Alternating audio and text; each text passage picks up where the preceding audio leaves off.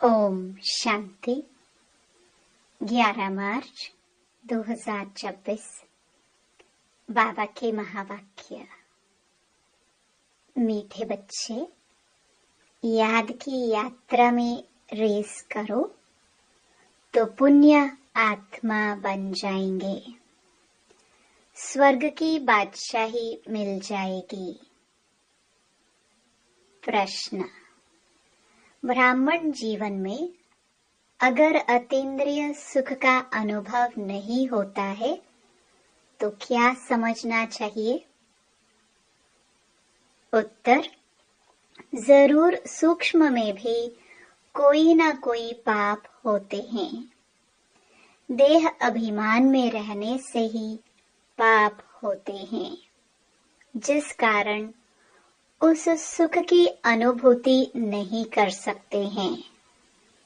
अपने को गोप गोपिया समझते हुए भी अतीन्द्रिय सुख की भासना नहीं आती, जरूर कोई भूल होती है। इसलिए बाप को सच बतलाकर श्रीमत लेते रहो। ओम शांति। निराकार भगवानुवाच। अब निराकार भगवान कहाँ ही जाता है? शिव को। उनके नाम भल कितने भी भक्ति मार्ग में रखे हैं, ढेर नाम है तभी तो विस्तार है।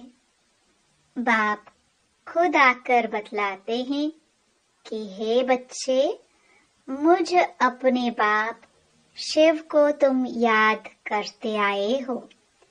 हे पतित पावन, नाम तो जरूर एक ही होगा, बहुत नाम चल ना सके। शिवाय नमः कहते हैं तो एक ही शिव नाम हुआ, रचता भी एक हुआ। बहुत नाम से तो मूंझ जाए, जैसे तुम्हारा नाम पुष्पा है, उसके बदले में तुमको शीला कहे तो रेस्पॉन्ड करेंगी? नहीं, समझेंगी और किसी को बुलाते हैं। यह भी ऐसी बात हो गई। उसका नाम एक है, परंतु भक्ति मार्ग होने कारण, बहुत मंदिर बनाने कारण किस्म किस्म के नाम रख दिए हैं। नहीं तो नाम हर एक का एक होता है। गंगा नदी को जमुना नदी नहीं कहेंगे।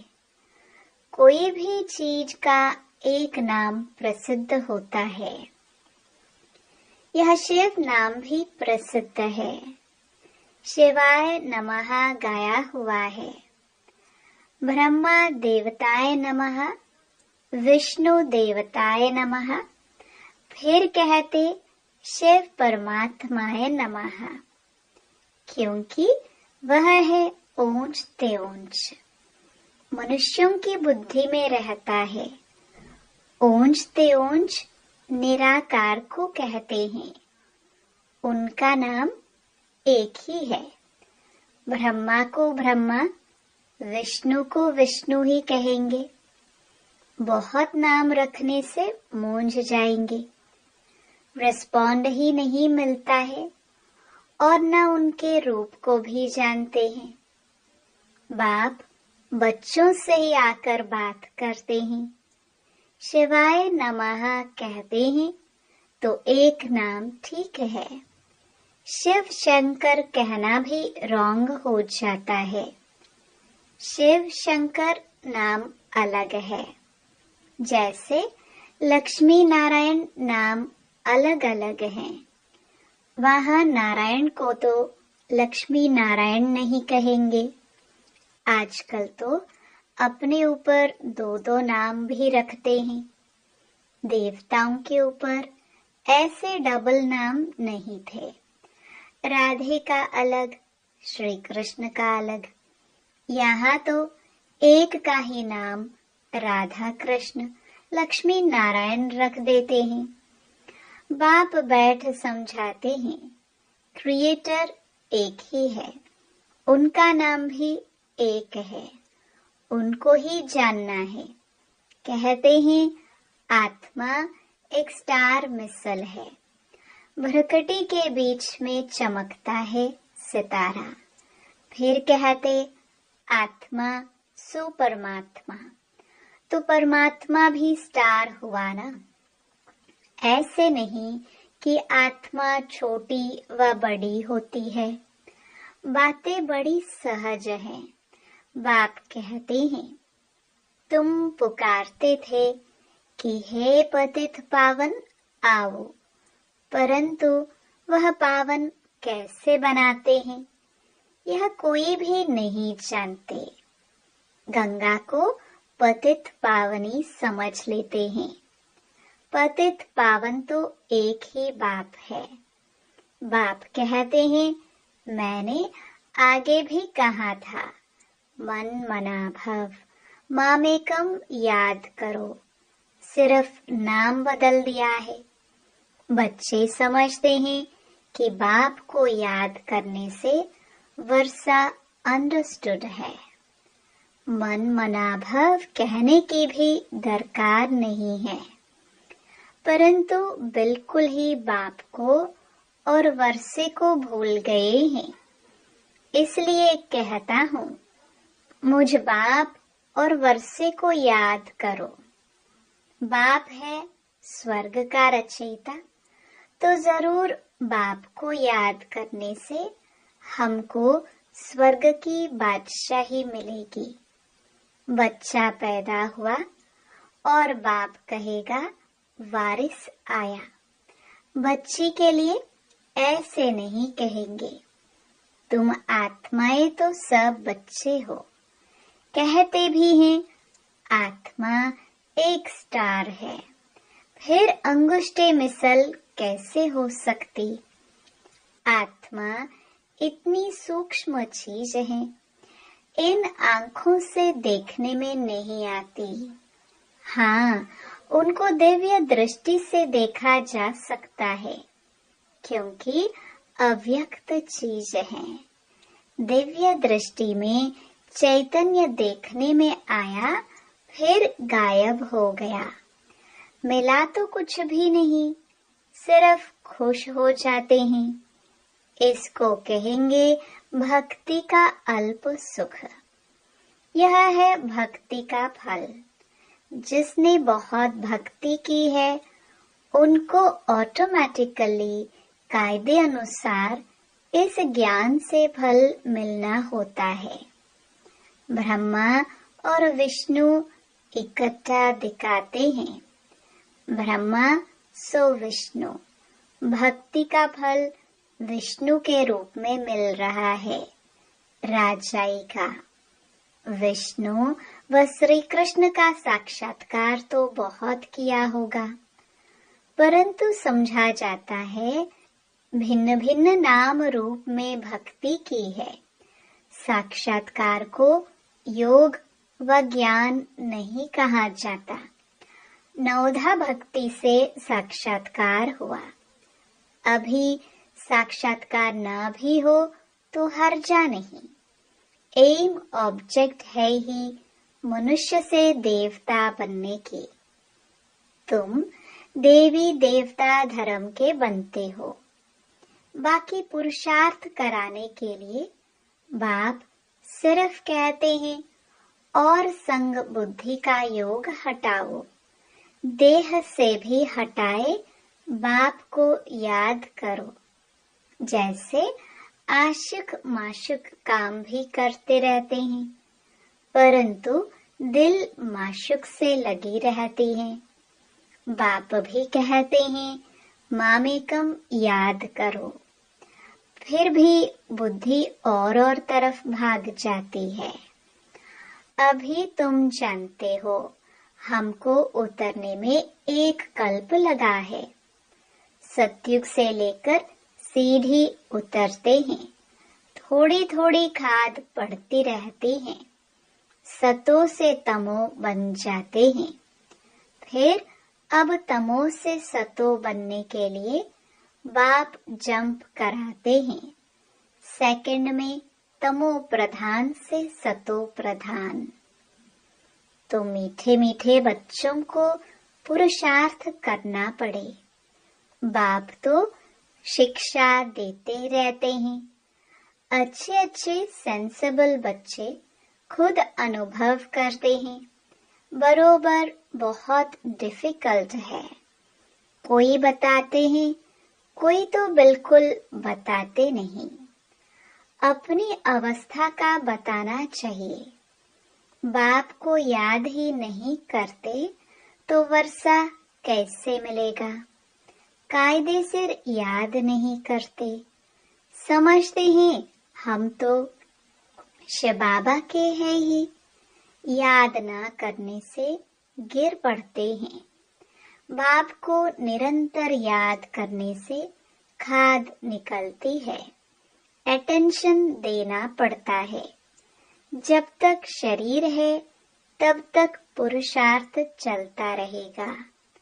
बुद्धि भी कहती है, याद घड़ी घड़ी भूल जाती है। इस योग बल से तुम बादशाही प्राप्त करते हो। सब तो एक जैसे दौड़ी पहन नहीं सकते, लॉ नहीं कहता। रेस में भी जरा सा फर्क पड़ जाता है। नंबर 1 फिर प्लस में आ जाते हैं। यहाँ भी बच्चों की रेस है। मुख्य बात है याद करने की। यह तो समझते हो, हम पापात्मा से पुण्य आत्मा बनते हैं। बाप ने डायरेक्शन दिया है। अभी पाप करने से वह 100 गुना हो जाएगा। बहुत हैं जो पाप करते हैं, बताते नहीं हैं, फिर वृद्धि होती जाती है, फिर अंत में फेल हो पड़ते हैं। सुनाने में लज्जा आती है। सच ना बताने से अपने को धोखा देते हैं। कोई को डर लगता है, बाबा हमारी यह बात सुनेंगे तो क्या कहेंगे। कोई तो छोटी भूल भी सुनाने आ जाते हैं, परंतु बाबा उनसे कहते हैं बड़ी बड़ी भूल तो बहुत अच्छे अच्छे बच्चे करते हैं। अच्छे अच्छे महारथियों को भी माया छोड़ती नहीं है। माया पहलवानों को ही चक्र में लाती है। इसमें बहादुर बनना पड़े। झूठ तो चल ना सके। सच बताने से हल्का हो जाएंगे। कितना भी बाबा समझाते हैं, फिर भी कुछ न कुछ चलता ही रहता है। अनेक प्रकार की बातें होती हैं। अब जबकि बाप से राज्य लेना है, तो बाप कहते हैं कि बुद्धि और तरफ से हटाओ। तुम बच्चों को अभी नॉलेज मिली है। 5000 वर्ष पहले भारत स्वर्ग था। तुम अपने जन्मों को भी जान गए हो। कोई का उल्टा सुल्टा जन्म होता है, उसको डिफेक्टेड कहा जाता है। अपने कर्मों अनुसार ही ऐसा होता है। बाकी मनुष्य तो मनुष्य ही होते हैं। तो बाप समझाते हैं कि एक तो पवित्र रहना है, दूसरा झूठ पाप कुछ नहीं करना है, नहीं तो बहुत घाटा पड़ जाएगा।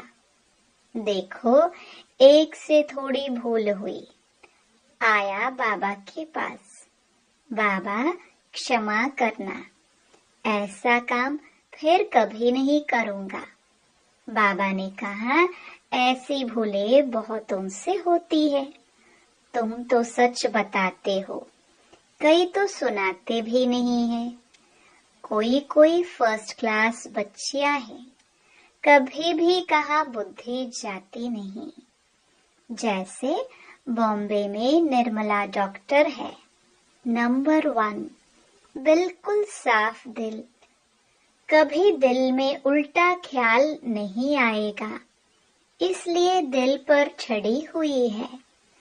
ऐसे और भी बच्चियां हैं, तो बाप समझाते हैं, सिर्फ सच्चे दिल से बाप को याद करो।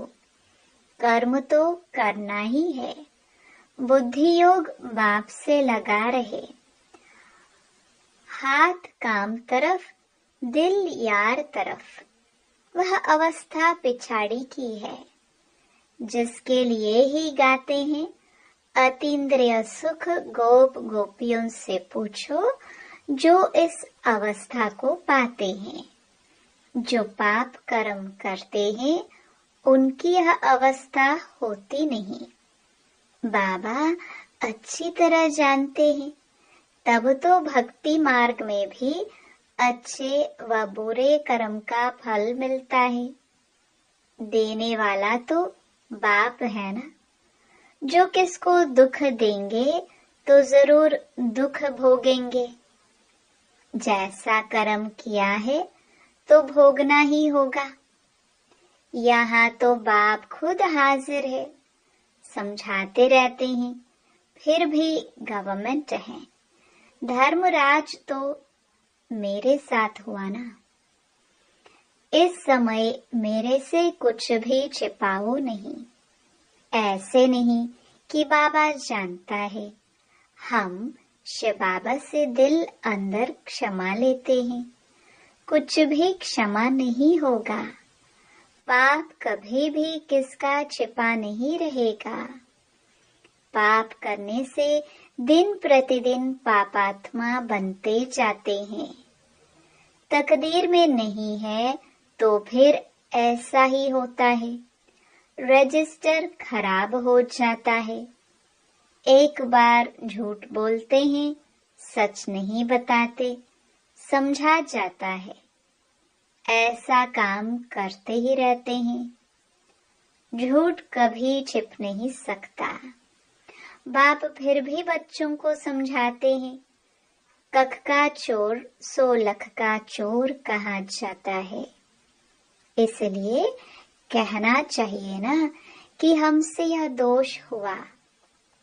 जब बाबा पूछते हैं तब कहते हैं, भूल हो गई, आप ही खुद क्यों नहीं बताते। बाबा जानते हैं, बहुत बच्चे छिपाते हैं। बाबा को सुनाने से श्रीमत मिलेगी। कहाँ से चिट्ठी आती है, पूछो, क्या जवाब देना है। सुनने से श्रीमत मिलेगी। बहुतों में कोई गंदी आदत है तो वह छिपाते हैं। कोई को लौकिक घर से मिलता है। बाबा कहते, भल पहनो तो फिर रिस्पॉन्सिबल बाबा हो गया। अवस्था देखकर किसको कहता हूँ, यज्ञ में भेज दो। तुमको बदली करके दे तो ठीक है, नहीं तो वह याद रहेगा। बाबा बहुत खबरदार करते हैं। मार्ग बहुत ऊंचा है। कदम कदम पर सर्जन की राय लेनी है। बाबा शिक्षा ही देंगे कि ऐसे ऐसे चिट्ठी लिखो तो तीर लगेगा। परंतु देह अभिमान बहुतों में है। श्रीमत पर नहीं चलने से अपना खाता खराब करते हैं। श्रीमत पर चलने से हर हालत में फायदा है। रास्ता कितना सहज है। सिर्फ याद से तुम विश्व का मालिक बनते हो। बूढ़ियों के लिए कहते हैं, सिर्फ बाप और वर्षे को याद करो। प्रजा नहीं बनाते तो राजा रानी भी नहीं बन सकते। फिर भी जो छिपाते हैं उनसे तो ऊंच पद पा सकते हैं। बाप का फर्ज है समझाना। जो फिर ऐसा न कहे कि हमको पता नहीं था। बाबा सब डायरेक्शन देते हैं। भूल को झट बताना चाहिए। हर्जा नहीं, फिर नहीं करना, इसमें डरने की बात नहीं। प्यार से समझाया जाता है, बाबा को बताने में कल्याण है। बाप पुचकार दे, प्यार से समझाएंगे, नहीं तो दिल से एकदम गिर पड़ते हैं। इनकी दिल से गिरा तो शिव बाबा की दिल से भी गिरा। ऐसे नहीं कि हम डायरेक्ट ले सकते हैं, कुछ भी नहीं होगा। जितना समझाया जाता है, बाप को याद करो, उतना बुद्धि बाहर तरफ भागती रहती है। ये सब बातें बाप डायरेक्ट बैठ समझाते हैं, जिनके बाद में शास्त्र बनते हैं।